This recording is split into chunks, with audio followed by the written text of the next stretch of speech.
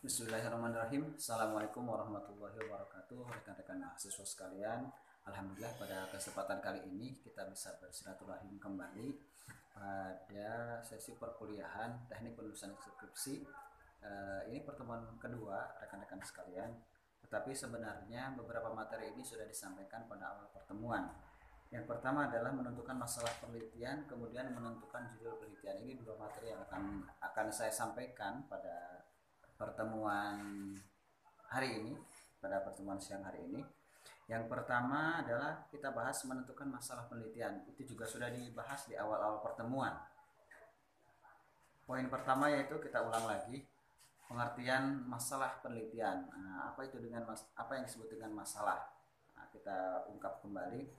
Yang disebut dengan masalah adalah adanya ketidaksesuaian atau adanya kesenjangan antara dasolen dan desain, adanya ketidaksesuaian antara keinginan dan kenyataan, antara idealitas dan realitas, maka di tengah-tengahnya itu adalah masalah. Atau ada juga yang menyebutkan masalah itu sesuatu hal yang harus dipecahkan, sesuatu hal yang harus dicari solusi, sesuatu hal yang harus dijawab. Boleh juga seperti itu, tapi memang dalam hal ini supaya kita memiliki persepsi yang sama bahwa yang disebut dengan masalah itu, terutama masalah penelitian, adanya kesenjangan antara idealitas dengan realitas. Idealnya sebuah pendidikan itu menghasilkan pribadi yang berkarakter. Realitanya berbeda. Nah, itu menjadi masalah. Nah, itu masalah penelitian. Kemudian yang kedua, bagaimana kita bisa menemukan atau mendapatkan masalah penelitian. Saya catat beberapa poin. Yang pertama adalah biasanya seseorang mendapatkan inspirasi atau ide menemukan masalah penelitian itu berdasarkan pengalaman. Misalkan teman-teman KKN, kemudian nanti ada pengalaman praktik lapangan atau PPL, mengajar, dan lain sebagainya, atau pengalaman sehari-hari itu mungkin bisa dijadikan sebagai masalah dalam penelitian. Kemudian yang kedua adalah seringnya teman-teman membaca, apakah itu membaca buku, membaca di internet, membaca artikel dan lain sebagainya, itu juga bisa muncul atau ada inspirasi bagaimana atau apa masalah penelitian yang bisa digali nanti. Yang ketiga adalah diskusi masalah penelitian itu bisa muncul atau teman-teman bisa mendapatkan masalah penelitian juga di hasil dari teman-teman banyak diskusi dengan rekan-rekan yang lain atau mengikuti seminar, mengikuti workshop dan lain sebagainya. Maka biasanya yang saya rasakan gitu, dan juga mungkin ini bisa dilaksanakan oleh teman-teman sekalian, dilakukan oleh teman-teman sekalian, banyak diskusi, banyak mengikuti seminar, akan muncul permasalahan penelitian. Oh, ternyata misalkan kita pernah mengikuti workshop atau bimbingan teknis tentang metode pembelajaran yang baru.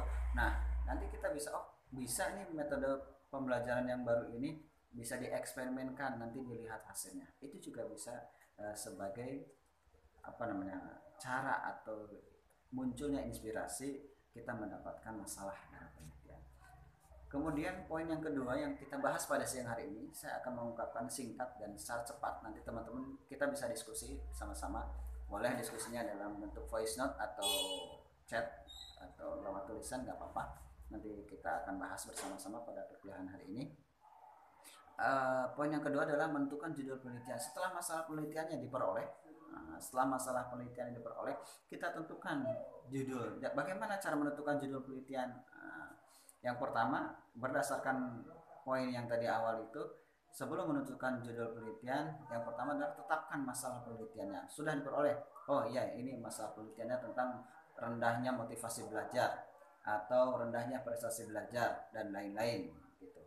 Tetapkan masalah penelitiannya yang pertama. Kemudian yang kedua, setelah ditetapkan masalah penelitiannya, rumuskan redaksi judulnya. Mau seperti apa? Redaksi judul akan mencerminkan metode penelitian yang akan digunakan atau pendekatan penelitian yang akan digunakan, atau redaksi judul juga akan mencerminkan variabel apa yang dibahas, fokus penelitian apa yang dibahas gitu. Maka tetapkan judul penelitian. Yang kedua sekali lagi adalah menyusun redaksi judulnya seperti apa. Kemudian yang ketiga, cara menentukan judul penelitian itu konsultasikan apakah itu dengan program studi, apakah dengan dosen pembimbing akademik, atau bahkan nanti mungkin dengan dosen pembimbing skripsi. Jadi ada perbedaan antara dosen pembimbing akademik dengan dosen pembimbing skripsi, atau bahkan mungkin bisa saja ya dia sebagai dosen pembimbing akademik pas kebagian juga dosen pembimbing skripsinya, begitu. Jadi sekali lagi ada 3 cara menentukan judul penelitian. Kita ulang: tetapkan masalah penelitiannya, kemudian susun redaksinya, yang ketiga konsultasikan apakah dengan program studi ataupun dengan dosen pembimbing atau dengan dosen yang lain. Nah, itu bisa dikonsultasikan. Nanti kita akan mengetahui gambaran apakah judul ini layak atau sudah ada yang bahas atau bagaimana. Berikutnya masih dalam poin menentukan judul penelitian, itu ciri-ciri judul penelitian yang baik, dan ini harus diperhatikan oleh rekan-rekan sekalian.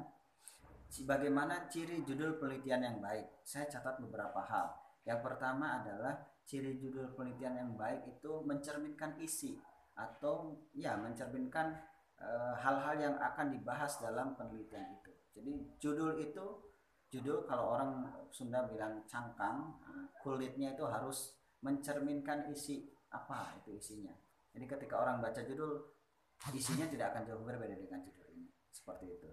Kemudian yang kedua adalah di dalam judul itu idealnya memuat variabel atau fokus penelitian yang akan kita bahas.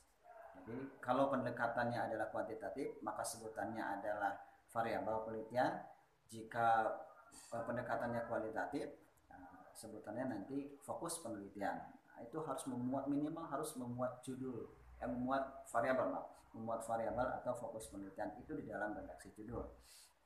Yang ketiga, bahwa judul dikategorikan baik, judul penelitian itu dikategorikan baik adalah penulisannya singkat, padat, dan jelas. Ada singkat, padat, tapi tidak jelas, atau bahkan kata-katanya bertele-tele. Nanti teman-teman silakan mengecek atau mencari beberapa judul penelitian yang terlalu panjang begitu.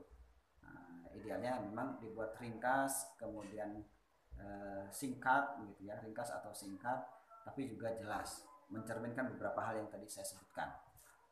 Berikutnya yang ketiga, yang keempat, nah, ejaan juga harus menggunakan ejaan yang baku begitu, ejaan yang baku yang memang sesuai dengan ejaan yang disempurnakan. Jadi sesuai dengan tata bahasa yang baik, jangan sampai itu ditafsirkan berbeda atau menjadi ambigu judul tersebut begitu.